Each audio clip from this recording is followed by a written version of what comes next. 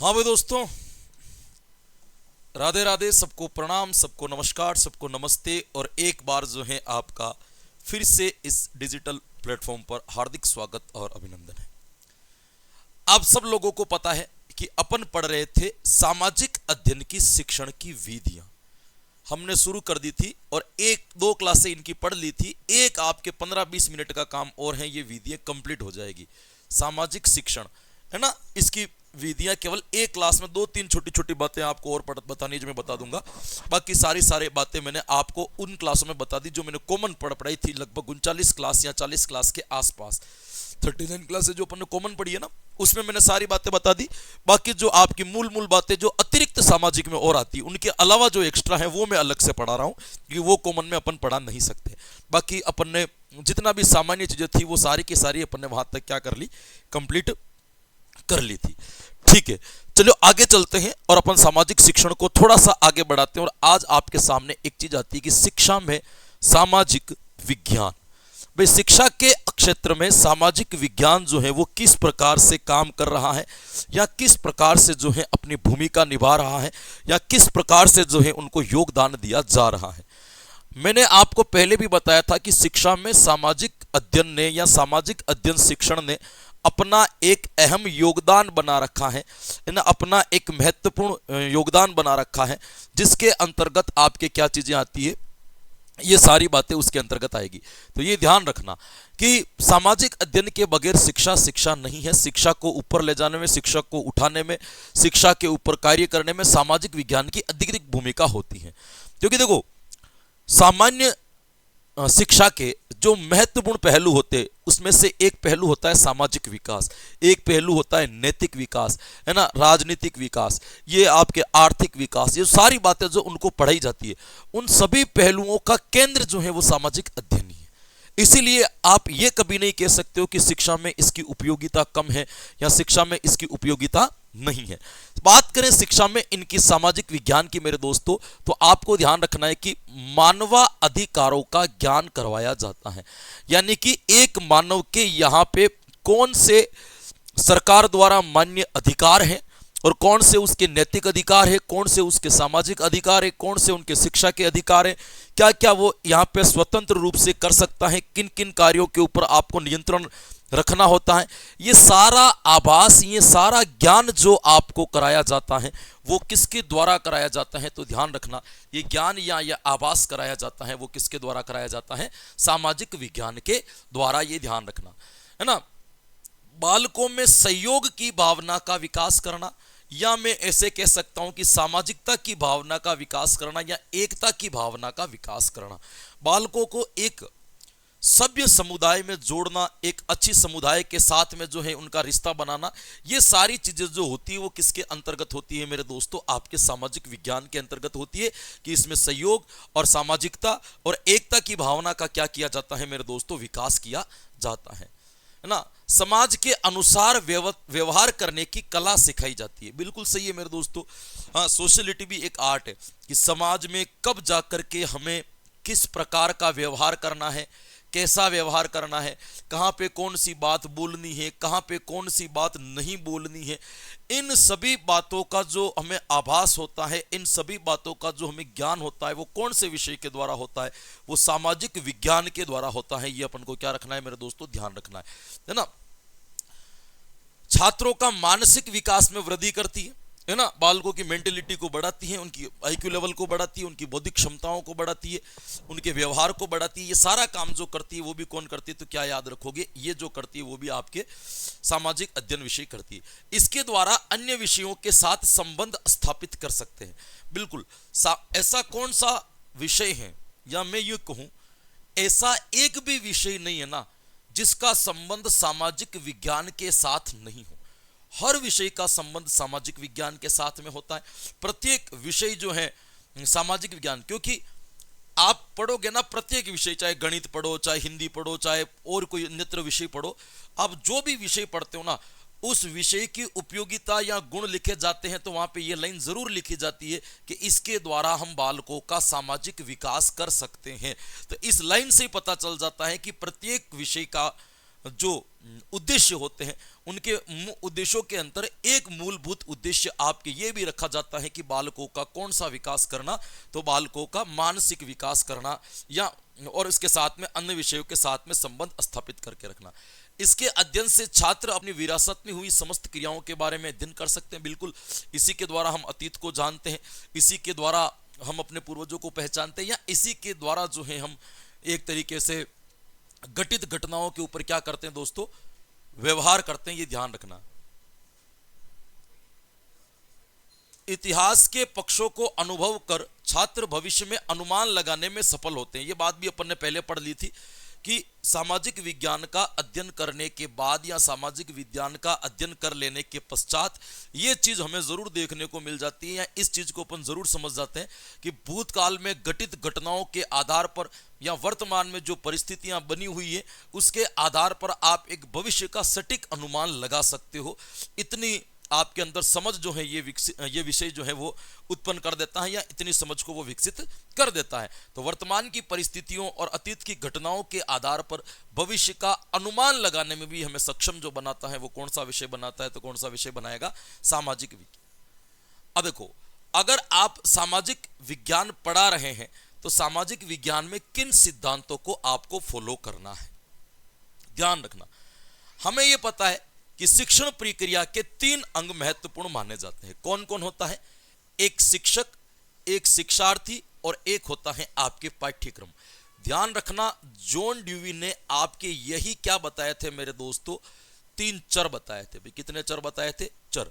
यानी शिक्षक को इन्होंने बताया था कि ये जो होता है वो आपके स्वतंत्र चर होता है, ये किसी के ऊपर निर्भर नहीं होता है, ये अपने आप में स्वतंत्र है। शिक्षार्थी जो है वो कौन सा होगा, तो ध्यान रखना, इसको कौन सा बताया, तो इनको आश्रित चर बताया कि ये शिक्षक और पाठ्यक्रम पर क्या रहता है, आश्रित रहता है। और पाठ्यक्रम को इन्होंने क्या बताया, तो इन्होंने इसको मध्यस्थ चर बताया। फिर कौन सा चर बताया? आपके मध्यस्थ चर। तो टोटल कितने चर हो जाएंगे? 3 चर, स्वतंत्र, आश्रित और कौन सा हो जाएगा, मध्यस्थ। और आपको ये ध्यान भी रखना, ये किसने बताए थे? जॉन ड्यूवी ने। अब देखो, जब भी आप कोई शिक्षण कार्य करवाते हो तो हमें कुछ उद्देश्यों को साथ में लेकर के चलना पड़ता है, कुछ उद्देश्यों की परिकल्पनाओं को हमें क्या देना पड़ता है, ध्यान देना पड़ता है। उसमें से आपको ये ध्यान रखना है कि आपके एक उद्देश्य आता है जिसका नाम है स्पष्टीकरण का सिद्धांत। कौन सा सिद्धांत आएगा? हाँ, सामाजिक अध्ययन को पढ़ाते समय तीनों परिस्थितियों को या तीनों भागों को हैंडल करते हुए समझाते समय बालकों के विचार स्पष्ट हो जाने चाहिए। एक आता है सामग्री की उपयोगिता का सिद्धांत। सामाजिक अध्ययन एक ऐसा विषय है जिसमें सबसे ज्यादा आपके सहायक सामग्री की आवश्यकताएं पड़ती हैं।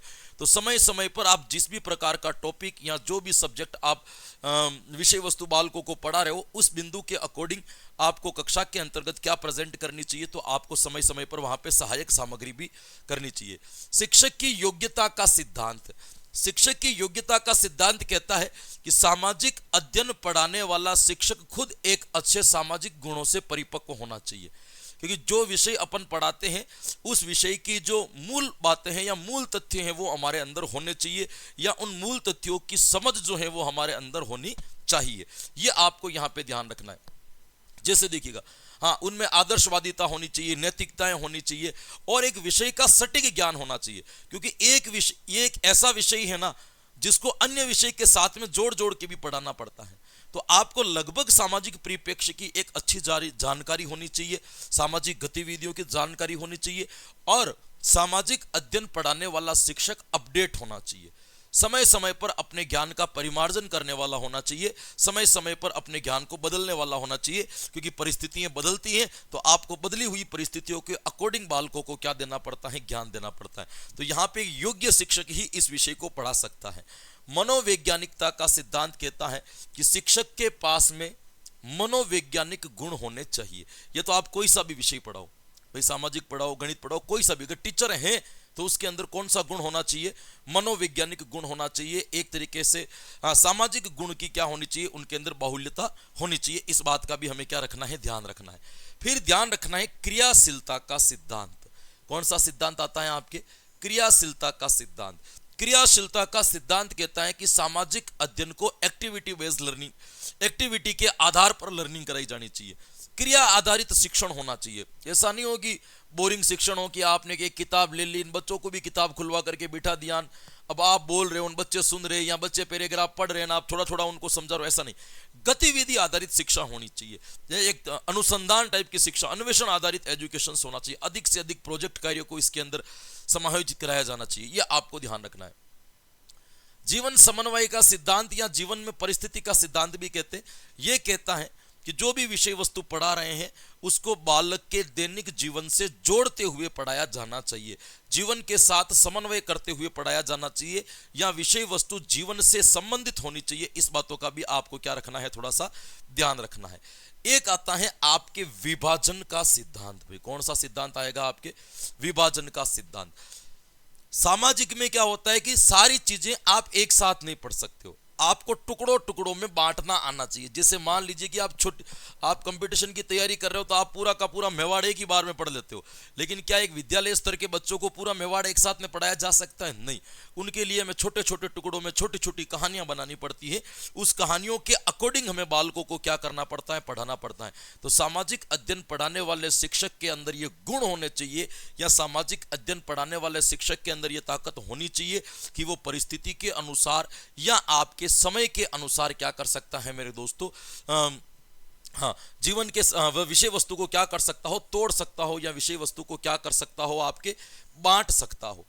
ज्ञान की क्रमिकता का सिद्धांत, इसको क्रमबद्धता का सिद्धांत भी कहते हैं। भाई इस सिद्धांत को क्या कहेंगे, क्रमबद्धता का सिद्धांत। ध्यान रखना, सिद्धांत सभी विषय के एक ही होते हैं, ज्यादा कोई अंतर देखने को नहीं मिलता है। क्रमबद्धता का सिद्धांत, क्रमबद्धता का सिद्धांत कहता है कि सामाजिक अध्ययन के पढ़ाने का तरीका क्रमबद्ध होना चाहिए। क्रमबद्ध का मतलब पहले ये पढ़ाया, उसके बाद ये पढ़ाया, उसके बाद ये पढ़ाया, उसके बाद ये पढ़ाया। ये क्रम कभी टूटना नहीं चाहिए, इस क्रम में कभी भी किसी भी प्रकार का क्या नहीं होना चाहिए, परिवर्तन नहीं होना चाहिए। तो हमेशा, क्योंकि जब तक आप ज्ञान को एक क्रमबद्ध रूप में प्रस्तुत नहीं करोगे ना, तो बालक अपने पूर्व ज्ञान के साथ संबंध स्थापित नहीं कर पाएगा। तो इसीलिए हमें पता होना चाहिए कि पहले क्या पढ़ाएंगे, तो बाद वाला पढ़ाया जो भी जाएगा वो बालकों को समझने में क्या रहेगी, आसानी रहेगी। इसी को कहा जाता है क्रमबद्धता का सिद्धांत। एक आता है आपके चयन का सिद्धांत, कौन सी विषय वस्तु कब पढ़ानी है, किस समय पढ़ानी है, किस परिस्थिति में पढ़ानी है, यह भी उसको पता होना चाहिए। पुनरावृत्ति का सिद्धांत, पुनरावृत्ति का सिद्धांत कहता है, ये लॉ ऑफ रिपीटेशन क्या कहता है कि बार बार आपको पढ़ी हुई चीज को क्या करवानी चाहिए, पुनरावृत्ति के अवसर दिए जाने चाहिए, कि पढ़ी हुई चीज को बालक बार बार पढ़े, है ना, हर बार अलग अलग तरीके से पढ़े। यदि वो चीज को बार बार पढ़ेगा, बार बार जानेगा ना, तो आप ये मान करके चलो कि बच्चे के द्वारा जो पढ़ा जा रहा है वो अपने आप स्वतः आत्मसात हो जाएगा। भाई ये इस विषय ऐसा नहीं है कि इसको एक बार पढ़ करके याद हो जाए, इनके प्रश्न भी बड़े बड़े आते हैं, इनकी व्याख्याएं बड़ी बड़ी आती है। तो समय समय पर पुनरावृत्ति के अवसर दिए जाए, आप केवल कंटिन्यू आगे न भागे बल्कि पीछे पढ़ी हुई विषय वस्तुओं को भी साथ लेकर के चले, वो क्या कहलाएगा। एक आता है रुचि का सिद्धांत। हमें ध्यान रखना है कि बालकों को केवल सामाजिक अध्ययन पढ़ाना ही नहीं है, सामाजिक विज्ञान पढ़ाना भी नहीं है, बल्कि सामाजिक विज्ञान के प्रति बालकों में क्या उत्पन्न करनी है, रुचि भी उत्पन्न करती है, इंटरेस्ट भी उत्पन्न होना चाहिए। यदि बालक स्वयं सामाजिक के प्रति, जैसे आप इतिहास पढ़ा रहे हो, आपने बच्चों में इतिहास में इंटरेस्ट क्रिएट कर दिया, तो बालक अपने स्तर पे भी इतिहास पढ़ने लग जाएगा, वो सीखने लग जाएगा। तो रुचि पैदा करने से क्या होता है कि एक बार व्यक्ति की क्रियाशीलता बढ़ जाती है, अचानक से तत्परता आ जाती है।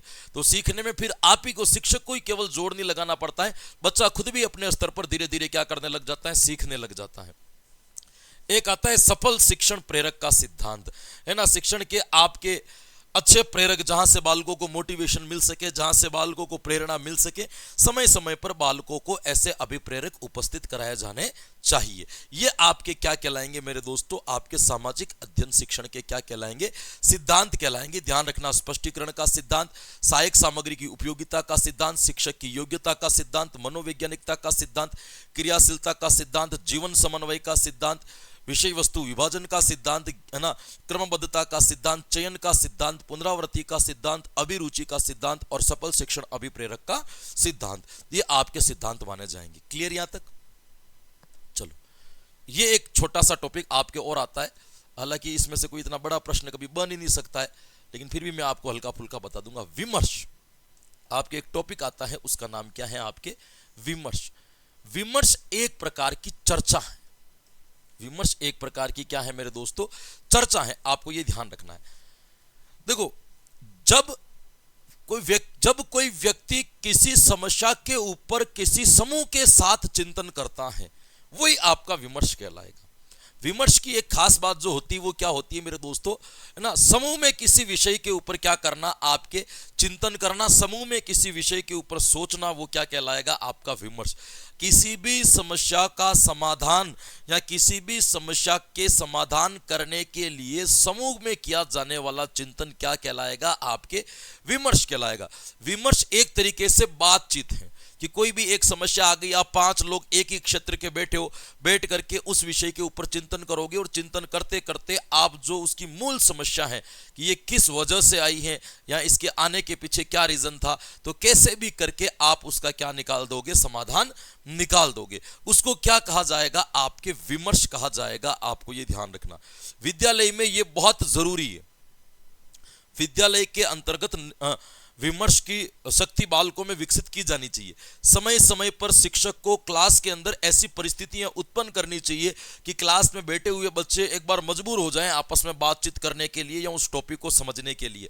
जो विमर्श करने से क्या होता है कि हमारे तर्क करने की क्षमता भी बढ़ती है, चिंतन करने की क्षमता भी बढ़ती है, हमारे ज्ञान का विस्तार भी होता है, बहुत सारी नई नई जानकारी भी दूसरे लोगों से या दूसरे बच्चों से हमें क्या चलती है, पता चलती है। तो इसीलिए शिक्षक को हमेशा सामाजिक अध्ययन पढ़ाते समय विमर्श के बिंदु छोड़े जाने चाहिए, है ना। जैसे महाराणा प्रताप का युद्ध वाला पाठ पढ़ा रहे हो, युद्ध पढ़ाते पढ़ाते आपने कोई चीज रख दी कि हल्दी घाटी में जो महाराणा प्रताप के साथ में घटना हुई थी कि युद्ध के बाद जो है वो जंगल में चले जाते हैं, तो उन परिस्थितियों को आपने कोई एक आंकड़ा बना दिया और फिर उसके ऊपर आपने एक विमर्श शुरू कर दिया कि उन्होंने ऐसा क्यों किया होगा, वो क्यों चले गए होंगे, उनकी क्या क्या प्लानिंग उनके दिमाग में चल रही होगी, उसकी जगह पर आप होते तो हम क्या कर सकते हैं। इस प्रकार से कुछ टॉपिक क्रिएट किए जाए सामाजिक में, जिससे बच्चे आपस में बातचीत करने लगे। इससे वाकई में ज्ञान का जो है बढ़ावा होता है। इसमें विमर्श के जो उद्देश्य बता रखे वो क्या होती है, एक तो देखो आप जो सब्जेक्ट पढ़ा रहे हो उस विषय का उसको ज्ञान देना। विमर्श का मतलब है सामाजिक पढ़ रहा है तो बालक सामाजिक में श्रेष्ठ बने, सामाजिक में जो है उत्तम जो है उसकी योग्यता बने, एक ये था। एक है नियमों का बनाना, एक होता है आदर्श शिक्षण देना, मंत्रणा शक्ति का विकास करना। 4 इनके उद्देश्य माने जाते हैं। नियमों का बनाने का मतलब क्या होता है कि बच्चे किसी समस्या के ऊपर समाधान करके कोई परिणाम निकाल देते हैं, तो हम उस परिणाम निकाले गए जो तरीके थे उन तरीकों को नियमबद्ध लिखते हैं कि भविष्य में अगर ऐसी समस्या फिर आई या ऐसी समस्या की संभावना बढ़ी तो इन नियमों का हम प्रयोग कर लेंगे। एक आता है आदर्श शिक्षण देना, अच्छा शिक्षण देना, और बालकों में मंत्रणा या चिंतन शक्ति का क्या करना, आपके विकास करना। अब देखो कुछ एक प्रकार होते विमर्श के, अलग अलग तरीके से आप कर सकते हो। 2-3 चीजें मैं आपको बता देता हूं। जैसे एक वाद विवाद विमर्श का तरीका है ना, किसी भी ज्वलंत टॉपिक के ऊपर एक तरीके से तथ्यों के साथ में अपने यूं कह सकते हो कि सहमति और असहमति की बहस करना क्या कहलाती है, वाद विवाद कहलाता है। ध्यान रखना कि वाद विवाद में कभी भी पूर्व तैयारी नियोजित नहीं होती है ना, वो अचानक से आकस्मिक उत्पन्न होती है। और बात जो की जाती है उसमें तथ्य शामिल होते, उसमें नियम शामिल होते, उसमें आपके सिद्धांत होते। हवा हवाई बातें आप नहीं कर सकते हो वाद विवाद के अंतर्गत। तो वाद विवाद भी एक प्रकार से आपका क्या माना जाएगा, तो एक प्रकार से विमर्श का ही एक क्या माना जाएगा, आपके भाग माना जाएगा। एक आपके होती है मेरे दोस्तों जिसका नाम है फोरम चर्चा, है ना। इसके अंदर क्या होता है कि प्रत्येक विद्यार्थी क्या करता है कि अपने विचार रखते हैं और सुनने वाले जो होते हैं उसको बीच बीच में क्या होता है दोस्तों, प्रश्न पूछते हैं। भाई एक व्यक्ति ये बता रहा है कि ये घटना इस तरीके से ये क्यों घटी, बताएगा। सुनते सुनते लोगों के मन में जो भी प्रश्न आएंगे, जो भी सवाल आएंगे, वो उनसे पूछेंगे, वो सवाल को सुनेगा और सवाल से फिर कंटेंट बाहर निकलेगा, मंत्रणा की जाएगी, चिंतन किया जाएगा। ऐसे विषय वस्तु का विस्तार होता रहता है। ऐसी चर्चा को हम क्या कहते हैं, फोरम चर्चा या फोरम विमर्श कहते हैं। एक होता है भाषण, है ना, किसी मुद्दे के ऊपर आपको बोलना, वो भी एक प्रकार से चर्चा का भाग ही माना जाता है। एक होती है आपके संसदीय वार्तालाप, है ना, जो इनके द्वारा की जाती है। इसके अंतर्गत आपके किसी भी चीज के ऊपर कोई नियम कानून वगैरह बनाने के ऊपर जो चर्चा की जाती है वो संसदीय वार्तालाप। एक आपने गोल मेज चर्चा का नाम भी सुना होगा दोस्तों, है ना। एक राउंड टेबल होती है जिसके और चारों को बिठा दिया जाता है ना। वहां पे चारों ओर लोग बैठ करके किसी विषय वस्तु के ऊपर क्या करते हैं, आपकी बातचीत करते हैं, उसको अपन क्या कहेंगे, गोल मेज। एक आपके और होती है जिसको कहा जाता है पैनल चर्चा या पैनल विमर्श भी कह सकते हो। ये भी आपके एक विमर्श का भाग माना जाता है। पैनल चर्चा में क्या होता है, एक ही मुद्दा होता है, एक ही विषय होता है, एक ही विषय पर एक से अधिक लोगों के आपके विचार जाने जाते हैं कि आप इसके बारे में क्या सोचते हो, आप इसके बारे में क्या जानते हो, ऐसे पैनल चर्चा। टीवी के अंदर आपने न्यूज चैनलों के अंदर जो डेबिट होती है ना, वो एक प्रकार से आपके किसका भाग माना जाता है, वो डेबिट जो माना जाता है वो एक प्रकार से किसका भाग माना जाता है, आपके पैनल चर्चा का भाग माना जाएगा। तो आपको पूछ ले फोरम चर्चा, पैनल चर्चा, वाद विवाद, भाषण, गोलमेज चर्चा, संसदीय चर्चा, ये सब आपके किसके भाग माने जाते हैं, विमर्श के भाग माने जाते हैं। क्लियर यहां तक? विमर्श से होता क्या है, इससे लाभ या बेनिफिट क्या होता है, तो दो चार बातें ध्यान रख लो। एक तो लोगों के अंदर कौन सी भावना विकसित होती है, सहयोग की। लोग मदद करना सीखते हैं, क्योंकि विमर्श हमेशा ग्रुप में होता है, और जो कार्य आपके समूह में हो रहा है, जो कार्य आपके ग्रुप में हो रहा है, तो लोगों के अंदर सामुदायिकता का भाव तो बढ़ेगा ही बढ़ेगा। तो समूह भावना का भी क्या होता है, विकास होता है। बालकों में निर्णय क्षमता का विकास होता है। हाँ, एक बालक डिसीजन लेना सीखते हैं, निर्णय गति क्या हो जाती है उनकी, आकस्मिक या अचानक तरीके से क्या हो जाती है मेरे दोस्तों, बढ़ जाती है। विनयशीलता बढ़ती है, आत्मविश्वास के अंदर भी क्या होती है मेरे दोस्तों, वृद्धि हो जाती है, बालकों का कॉन्फिडेंस भी बढ़ता है। भाई एक तो आप एक समस्या पर अकेले लड़ रहे हो, एक आपके साथ में 3-4 लोग और लड़ रहे हैं, तो इसका मतलब ये हो गया कि उस समस्या का समाधान निकालने में कई प्रकार की बुद्धि काम कर रही है, तो समाधान निकलेगा ही निकलेगा। इस वजह से कॉन्फिडेंस भी बढ़ जाता है। चिंतन अधिक करने की वजह से हमारे अंदर कौन से भाव विकसित होते, तो हमारे अंदर हमारा आईक्यू लेवल भी बढ़ता है, बुद्धि का भी विकास होता है, क्योंकि इसमें तर्क किया जा रहा है, चिंतन किया जा रहा है, मंत्रणा की जा रही है, मनन किया जा रहा है, तो इसका मतलब दिमाग तो काम कर रहा है, इतनी सारी मानसिक क्रियाएं हो रही है, तो जाहिर सी बात है कि बुद्धि का विकास तो इसके अंतर्गत किया जाएगा ही जाएगा। एक ध्यान रखना, इसके अंदर नेतृत्व क्षमता का विकास होता है। नेतृत्व क्षमता क्या होती है, लीडरशिप, है ना। बालक किसी ग्रुप को हैंडल करना सीखता है इसी के माध्यम से, और बालकों में एक मौखिक अभिव्यक्ति का भी क्या होता है मेरे दोस्तों, विकास होता है। ये भी आपको क्या रखना है, ध्यान रखना है। हाँ, इसके अंतर्गत हाँ बोलने की कला, है ना, उसका विकास होता है, क्योंकि ये पूरा का पूरा विमर्श जो टिका हुआ है वो किसके ऊपर टिका हुआ है दोस्तों, तो ये आपके पूरा का पूरा विमर्श जो टिका हुआ है वो किसके ऊपर टिका हुआ है, आपके इसी चीज के ऊपर। ये भी आपको क्या रखना है, ध्यान रखना है।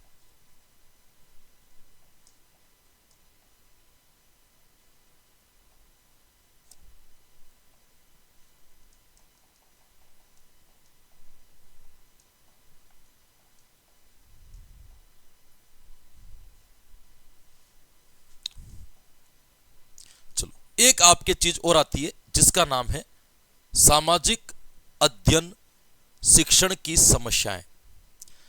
एक सामाजिक पढ़ाते समय एक शिक्षक के सामने कौन कौन सी समस्याएं आ सकती हैं, या एक शिक्षक को किन किन समस्याओं का सामना करना पड़ सकता है, ये आपको अपन इसमें पढ़ेंगे। कि टीचर्स जो होता है सामाजिक अध्ययन पढ़ाते समय हर विषय की अपनी एक समस्या है, हर विषय के अपनी एक दुविधा है, लेकिन प्रत्येक विषय को समझने का और उसका सॉल्यूशन करने का एक क्या होना चाहिए, तरीका होना चाहिए। सामाजिक अध्ययन पढ़ाने वाले टीचर्स की सबसे बड़ी दिक्कत क्या है, एक तो देखो हमारे दिमाग में एक पूर्वाग्रह बना हुआ है कि हम इस विषय को सरल मानते हैं, आसान मानते हैं। तो अधिकांश विद्यालय में क्या होता है कि जो अध्यापक होता है ना, जो सामाजिक विज्ञान पढ़ाता है, उनको बहुत सारे अन्य क्रियाकलाप भी विद्यालय के पकड़ा दिए जाते हैं कि तुम ये भी करो, परीक्षा प्रभारी बना दिया जाएगा उसको, या अटेंडेंस हैंडल करने के लिए उसको काम दे दिया जाएगा, उसके ऊपर अतिरिक्त भार डाल दिया जाता है। इसलिए वो प्रॉपर पूरा का पूरा ध्यान जो है वो किसकी तरफ नहीं दे पाता है, अपने सब्जेक्ट की तरफ नहीं दे पाता, और बच्चों का एक उचित विकास नहीं कर पाता है। तो एक सबसे बड़ी दुविधा है कि शिक्षकों को अन्य क्रियाकलाप में लगा दिया जाता है, विषय संबंधी पूर्ण जानकारी नहीं होती। अब देखो ये सब्जेक्ट इतना विस्तृत है और इसमें इतने भाग हैं, इतिहास है, इकोनॉमिक है, आपके सोशियोलॉजी है, फिलोसफी है, साइकोलॉजी, कितने सारे इनके भाग है सामाजिक अध्ययन के। इतने सारे सब्जेक्ट हो जाने की वजह से एक शिक्षक के पास में इतनी सारी विषय का पूर्ण ज्ञान होना भी थोड़ा सा क्या हो जाता है, मुश्किल। और शिक्षक को इतना सामाजिक अध्ययन का ज्ञान नहीं होता है, इसकी वजह से किताब में जितना लिखा होता है वो बच्चों को बता करके एक बार उस पार्ट को या उस चैप्टर को क्या कर लेते हैं, आपके क्लियर कर लेते दोस्तों, है ना। अभिभावकों के द्वारा अपेक्षित सहयोग नहीं मिलना, है ना। जैसे मान लो सामाजिक अध्ययन में कोई भूगोल पढ़ाता है, भूगोल वाला टीचर उनको घूमने के लिए लेके जाता है, नदी के छोर पे ले जाना है, वहां छत्ते जंगल में जाकर के इन पेड़ों की जानकारी देंगे, या खेतों में ले जाकर के इन फसलों की जानकारी देंगे। तो घर वाले पेरेंट्स सपोर्ट ही नहीं करते, मना कर देते कि नहीं आप स्कूल में पढ़ाओ, क्लास के अंदर कहीं लेके नहीं जाओगे। तो ये इनकी दिक्कत है कि ये प्रायोगिक ज्ञान दे ही नहीं पाते। विषय वस्तु की जटिलता। कभी कभी इनके सामने क्या होता है कि पाठ्यक्रम जो होता है वो कक्षा के अनुरूप नहीं होता है। भाई 8वीं क्लास में इतने लेवल का पाठ्यक्रम दे रखा है कि शिक्षक चाह करके भी उस विषय वस्तु को क्या नहीं कर पा रहा है, आपके सरल नहीं कर पा रहा है। तो इस वजह से भी सामाजिक अध्ययन नहीं पढ़ पाते। दूषित परीक्षा प्रणाली, सामाजिक अध्ययन के अंदर ये सब विषय के समान दोष है। हमारी परीक्षा के जो पैटर्न है वो भी सही नहीं है। जैसे सामाजिक अध्ययन के अंतर्गत इस तरीके से सवाल बना करके पूछ लिए जाते हैं, या इस प्रकार के प्रश्न बना करके पूछ लिए जाते हैं कि एक बालक जो परीक्षा में बैठा है ना, वो अनुमान ही नहीं लगा पाता है कि मुझे उत्तर कहां तक लिख करके रुकना है, क्योंकि प्रश्न की भाषा ऐसी बनाई जाती है कि जितना लिखा जाए उतने कम, सटीकता नहीं है उसके अंतर्गत। और प्रश्न इतने ज्यादा बनते हैं सामाजिक के अंतर्गत कि आप कम प्रश्नों में पूरी सब्जेक्ट को समाहित कर ही नहीं सकते हो। तो ये भी एक बड़ी दिक्कत रहती है इनके साथ में। एक आपके होता है सहायक सामग्री का अभाव। विद्यालय के अंतर्गत शिक्षक तो स्वयं सहायक सामग्री कुछ खास बनाता नहीं है, और सरकारों के द्वारा भी विद्यालय में कोई आपके लर्निंग मटेरियल्स एसएसटी को लेकर के दिया नहीं गया है, और खास सहयोग भी नहीं किया जाता। तो सहयोग नहीं किया जा रहा है, स्कूल के अंदर सहायक सामग्री है नहीं, तो अब शिक्षक पढ़ाना भी चाहे सहायक सामग्री से तो कैसे पढ़ाएगा। यह भी एक भयानक समस्या है ना। व्यवहारिक ज्ञान पर कम बल दिया जाता है, सैद्धांतिक ज्ञान पर अधिक बल दिया जाता है। नियम ज्यादा बताया, सन याद करो, इधर युद्ध हुआ था, इसमें ये हुआ था।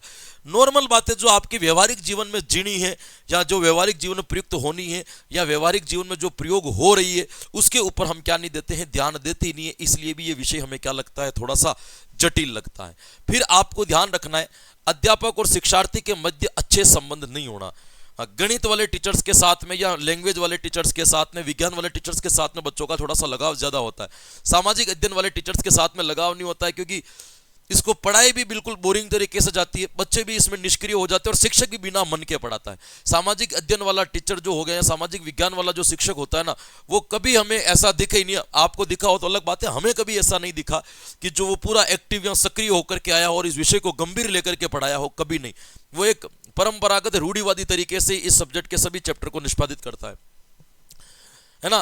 फिर आपके इसके अंतर्गत पाठ्यक्रम में बालकों के स्तर के अनुसार नहीं होते, विद्यार्थियों के द्वारा गृह कार्य नहीं करना, इतने बड़े बड़े प्रश्न होते हैं, एक दिन में बेचारे कर ही नहीं पाते, ये भी समस्या है ना। बासिक कौशल संबंधी समस्याएं, सामाजिक एवं वातावरणीय कारक भी हो सकते हैं इसके अंदर। अनुदेशनात्मक सामग्री का मतलब होता है सीखने संबंधी सामग्री का अभाव है। प्रभावी शिक्षण का अभाव, मैंने अभी आपको बताया था कि सामाजिक अध्ययन का कभी क्लास के अंदर प्रभाव बन ही नहीं पाता है ना, कभी शिक्षक को गंभीरता के साथ पढ़ा ही नहीं जाता है। समय प्रबंधन की समस्या, ये चैप्टर बड़े बड़े होते हैं, 30 मिनट मिलते हैं, 30 मिनट में तो सामाजिक विज्ञान की 5 लाइनें खत्म नहीं होती, उससे पहले तो चैप्टर पूरा हो जाता है। मैनेजमेंट नहीं कर पाते। अध्यापकों के द्वारा उसकी जांच समय पर नहीं करना, यह भी जरूरी है। बालकों की जो समस्याएं आती है उसकी जांच या उसका निदान जो है शिक्षक समय पर नहीं करते हैं। जैसे बालक तीसरी चौथी पांचवी क्लास में पर्यावरण ढंग से नहीं पढ़ रहा है, या छठी में आने के बाद एसएसटी को ढंग से नहीं पढ़ रहा है, तो वहीं पे उनका निदान किया जाए कि ऐसी क्या घटना घट चुकी है कि इस विषय से बालक अपना रुख मोड़ चुका है, या इस विषय के प्रति जो है वो उसके रुझान कम है। तो समय पर पता लगेगा, तो समय पर आप उसका क्या कर पाओगे, समाधान कर पाओगे। विद्यालय में संसाधनों का अभाव भी रहता है और इंटरेस्ट का भी अभाव रहता है। भाई यहाँ पे किसका अभाव रहता है, आपके इंटरेस्ट का भी। सामाजिक विज्ञान में ज्यादा बच्चों को रुचि होती भी नहीं है, लाइट लेते हैं इस विषय को, है ना। ये इनके से क्या मानी जाएगी, आपके समस्याएं मानी जाएगी। ये भी आपको क्या रखना है, इसका ध्यान रखना है। अब आते हैं आपके कि सामाजिक अध्ययन शिक्षण को पढ़ाने वाले शिक्षक के गुण कैसे होने चाहिए। तो सारे टीचर्स के गुण एक ही जैसे होते हैं, ऐसा नहीं है कि शिक्षक में कोई गुण अलग होना चाहिए। जो हिंदी वाले में होने चाहिए वही सामाजिक वाले में होते हैं, वही गणित वाले में होते हैं। गुण तो शिक्षक के होते हैं, तो सभी वही आत्मविश्वास होना चाहिए, नैतिकवादी होना चाहिए, आदर्शवादी होना चाहिए, है ना, बोलने वाला अच्छा होना चाहिए, अच्छा ज्ञान रखने वाला होना चाहिए, लोगों के साथ में अच्छे संबंध रखने वाला होना चाहिए। इस प्रकार की सारी बातें जो की जाती है वो क्या की जाती है, अच्छे शिक्षक के गुण। पहला गुण, अभिव्यक्ति की स्पष्टता। भाई इस विषय में बोलना ही बोलना है, इस विषय के अंदर भरपूर काम जो है वो किसका रहता है, आपके बोलने का रहता है। तो एक इसके अंदर अभिव्यक्ति की स्पष्टता होनी चाहिए कि शिक्षक साफ साफ बोल पाए, या साफ साफ किसी विषय वस्तु को क्या कर पाए, आपके समझ पाए। उत्साह और उपलब्धजनक व्यवहार होना चाहिए।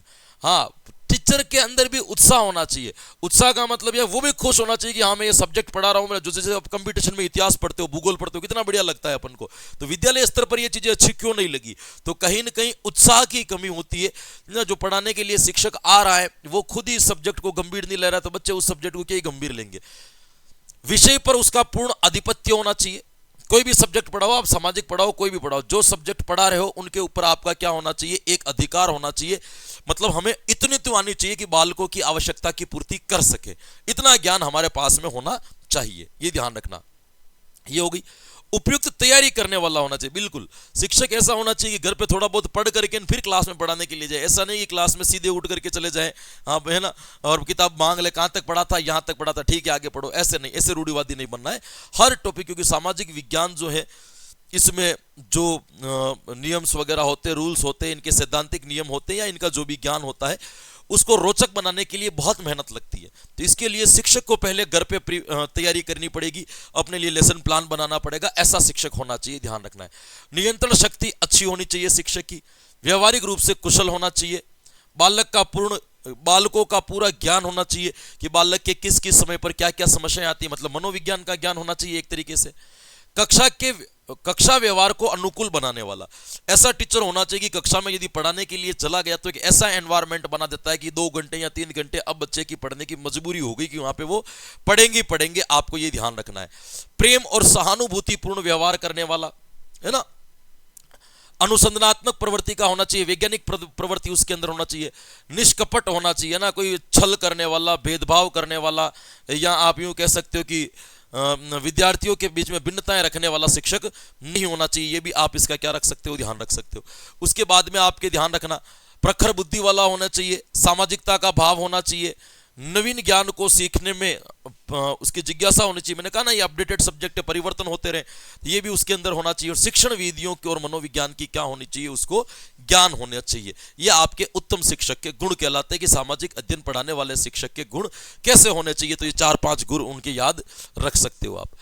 इनकी विधियों की बात करें, व्याख्या विधि, कथन विधि, कहानी विधि, स्पष्टीकरण विधि, वर्णन विधि, है ना, ये सारी की सारे आपके क्या कहलाते हैं, इनके मेथड्स कहलाते हैं। देखो इनमें से जो भी ये इनके अंदर तो कुछ होता ही नहीं है कि आपको पता है।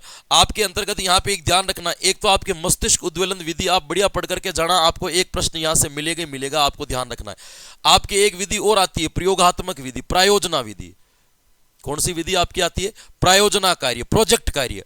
मैं आपको प्रायोजना कार्य यहाँ पे पढ़ाऊंगा ही नहीं, क्योंकि मैंने प्रायोजना विधि आपको मेथड्स वाले सीरीज में पढ़ा दी है, जो आपके 40 क्लास से पढ़ी है ना कॉमन वाली, उसमें मैंने आपको प्रोजेक्ट मेथड पूरा पढ़ा रखा है। तो ये ध्यान रखना, वो आपके सिस्टम में अलग से दे रखा है प्रायोजना कार्य, तो वहां से भी आपको एक प्रश्न 100% मिलेगा। ये 2 प्रश्न आप मेथड के यहाँ से लेकर के जाओ, मैं आपको खुद को लिख के दे रहा हूँ, एक मस्तिष्क उद्वेलन से और एक प्रयोजना विधि से 100% आपके 2 प्रश्न एग्जाम में यहाँ से टकराएंगे। तो इसको पहले ही तैयार कर लेना, कोई आधे घंटे की दोनों की विधियां, आधे पौन घंटे की, ये 2 घंटे में आपके मेथड्स के 2 नंबर पक्के हो जाएंगे और 100% ये आएंगे, ये ध्यान रखना है। उसके बाद आपके एक चीज और आती है, प्रच्छा प्रशिक्षण प्रतिमान, पूछताछ या अनुभाविक साक्ष्य। ये क्या क्या चीजें होती है पहले मैं समझा देता हूं, फिर मैं पढ़ा देता हूं ये डाटा। इसके अंदर 2-3 बातें याद रखनी है, जो मैं याद करवा रहा हूं बस वही याद करना आप, प्रश्न जो बनेगा वो वहां से बनेगा, अतिरिक्त चीजें अपन को नहीं पढ़नी है। प्रच्छा प्रतिमान क्या होता है कि ये एक शिक्षण को बढ़ावा देने के लिए या शिक्षण को बढ़ाने के लिए एक आधुनिक या आप यूं कह सकते हो कि नवीन तरीका बनाया गया। नवीन तरीके के अंतर्गत क्या होता है कि बालकों को सिखाने या शिक्षण करवाने की एक नई तकनीकी है।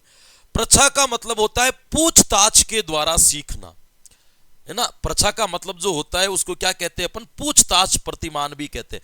पूछताछ का मतलब क्या होता है कि आपके सामने कोई भी ऐसी समस्याएं या कोई भी ऐसी विषय वस्तु आ जाती हैं जिसकी जानकारी आपके पास में नहीं होती है, तो आप अपने से अनुभवी लोगों से पूछताछ करके उस समस्या का क्या कर सकते हो, समाधान कर सकते हो। उसी का नाम है प्रच्छा प्रतिमान, इसको खोज प्रतिमान भी कहते हैं। अनुभाविक साक्ष्य क्या होते कि जब आप पूछताछ के द्वारा, आप पूछ किससे भी कर सकते हो, गूगल से पूछो, किताबों से पूछो, अपने से अनुभवी लोगों से पूछो, कहीं से भी पूछो, लेकिन आप पूछताछ करके जब कोई जानकारी इकट्ठी करते हो ना, तो वो जो जानकारी मिलती है ना, वो एक सबूत है आपके अनुभव के कि इनकी खोज हमने की है।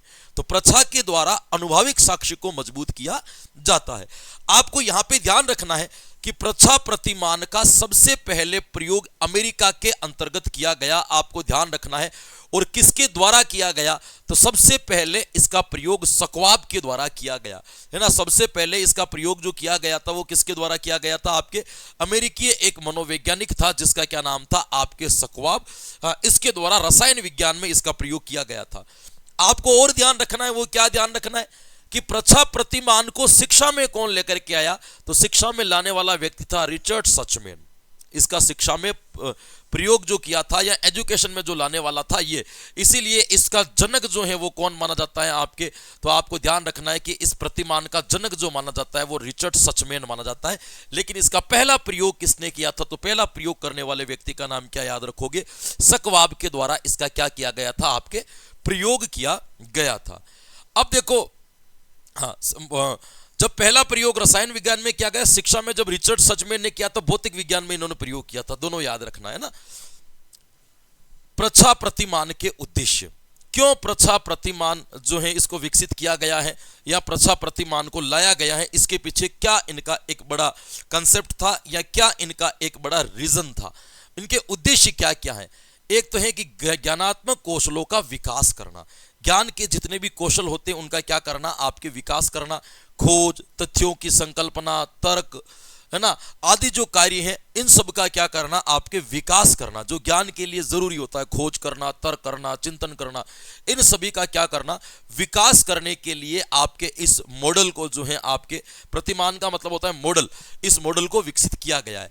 बालकों के अंदर वैज्ञानिक दृष्टिकोण को विकसित करना इनका एक मूल उद्देश्य था कि बालक प्रत्येक समस्या को एक साइकोलॉजिकल तरीके से देखे और उसका जो उपचार करें वो भी साइकोलॉजिकल तरीके से ही करें।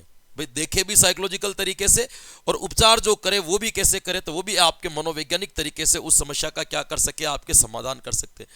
बालकों में सृजनात्मकता का विकास करना, है ना, क्रिएटिविटी का विकास करना, बालक कुछ न कुछ नया करना सीखे, बालकों में मौलिकताएं बढ़े, बालक एक नया चिंतन करना सीखे, वो किस में माना जाएगा, आपके इसी में माना जाएगा। व्याख्यात्मक कौशलों का विकास करना, समस्या समाधान की प्रवृत्ति का विकास करना, प्रॉब्लम सॉल्यूशंस करने की क्षमताएं उनके अंदर क्या हो जानी चाहिए, विकसित हो जानी चाहिए। ये इनके क्या कहलाएंगे, उद्देश्य कहलाएंगे। एक आप इनके पद और सोपान और याद रख लेना। पद या सोपान याद रखने क्यों जरूरी है, कि इसके पीछे कारण है कि यहां पे या तो आएगा प्रच्छा प्रतिमान को विकसित किसने किया, या फिर प्रश्न आएगा सोपान में से या प्रच्छा प्रतिमान की उपयोगिता। इन तीन चीजों के अलावा कोई प्रच्छा प्रतिमान का खास प्रश्न आपके बन करके आएगा नहीं। इसीलिए मैं भी जो जोर लगाऊंगा वो केवल और केवल इन्हीं तीन चीजों के ऊपर लगाऊंगा, बाकी चीजों के ऊपर अपन को जोर नहीं लगाना है। पद क्या है, सबसे पहले समस्या का चयन किया जाता है। कौन सी प्रॉब्लम है जिस पर पूछताछ करनी है, तो पहले शिक्षक यहां क्या करेंगे, हम समस्या का चयन करेंगे। चयन करने के बाद समस्या संबंधी प्रयोग करना, या इसको अपन क्या कह सकते हैं, तथ्यों का एकत्रीकरण करना कि किन किन के द्वारा इस समस्या का समाधान किया जा सकता है, किस किस के द्वारा इस समस्या का समाधान निकाला जा सकता है, इन तथ्यों का एकत्रीकरण करना। फिर आता है समाधान के लिए क्या करना, आपके प्रयास करना। तीसरे नंबर पर हम इन तथ्यों या एकत्रीकरण जो अपन ने किया है उसके आधार पर समाधान करने का प्रयास करेंगे। चौथे नंबर पर सूचनाओं का संगठन करना, या आपने जो परिणाम प्राप्त किए वो कैसे किए उनका क्या करना, स्पष्टीकरण करना। तो आप समाधान कर लेते हो, करने के बाद में स्पष्टीकरण करना कि ये समाधान हमें प्राप्त हुए कैसे थे। फिर अंत में आता है पूछताछ की प्रक्रिया का विश्लेषण करना कि ये पूरी प्रोसेस आपने कैसे कंप्लीट की।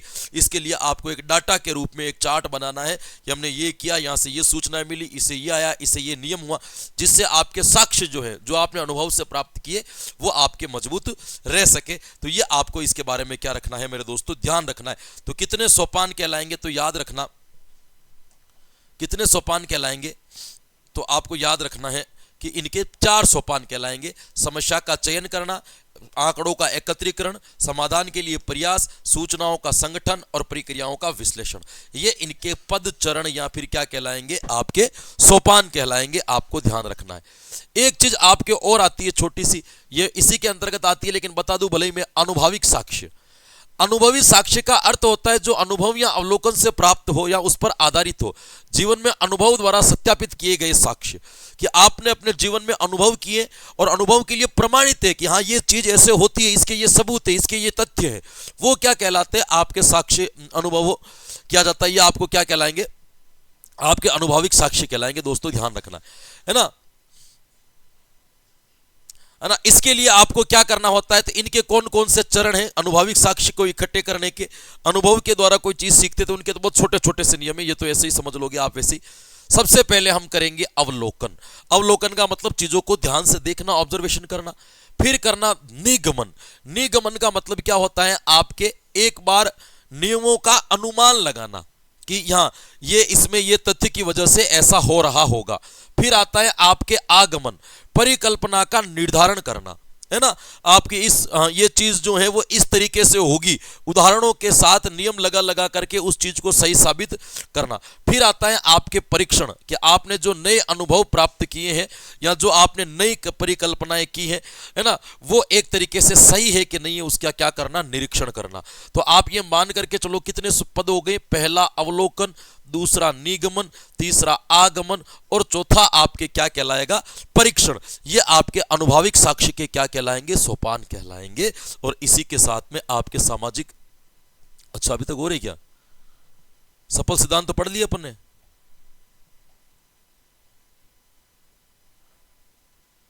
मूल्य भी पढ़ लिया अपन ने, ये तो पढ़ लिए, पहले ही पढ़ लिए थे, वापस आ गए एक बार, चलो कोई बात नहीं है ना। ये आपके एक बार सामाजिक अध्ययन शिक्षण की विधियां कंप्लीट हो जाती है। तो 40 क्लास तो वहां है और 3 क्लास ये, लगभग 43 क्लास में आपकी लगभग सारी विधियां सामाजिक, हिंदी, लैंग्वेज वगैरह की जो आपके लेवल 2 एसएसटी में आएगी, वो सारी विधियां अपन ने यहाँ पे क्या कर ली, कंप्लीट कर ली। तो 40 क्लास तो आपको वहां से देखनी और 3 क्लास से आपके इस प्ले लिस्ट में पढ़िए देखने। बाकी मैं आपके सामाजिक अध्ययन शिक्षण विधियों के अलग से प्रश्न करवाऊंगा, तो उसमें आपके बहुत सारे कंसेप्ट जो भी बाकी रह गए वो उसके अंदर और आपके क्लियर हो जाएंगे, है ना। तो बिल्कुल आपको कमेंट बॉक्स में जाकर के कमेंट तो करना ही है, ये बात मुझे कहने की जरूरत ही नहीं है। क्लास अच्छी लगी होगी तो कमेंट तो करने। तो आज लास्ट में अपन यही कह जाएंगे, आज की क्लास में जो कुछ भी पढ़ा, सीखा, जाना, समझा, याद किया, वो आपके आने वाली प्रतियोगी परीक्षाओं के लिए बड़ा लाभकारी या हितकारी सिद्ध होगा, ऐसी मैं आशा करता हूं, ऐसा मुझे विश्वास है। तो बिल्कुल हंसते रहे, मुस्कुराते रहे, प्रसन्नचित्त रहे, आनंद में रहे, मजे लेते रहे, लेकिन साथ साथ में अपनी तैयारी को भी जोरों शोरों से जारी रखें। कल फिर मिलेंगे कुछ नए कंटेंट के साथ में, तब तक के लिए मुझे दीजिए धन्यवाद। राधे राधे एंड जय हिंद।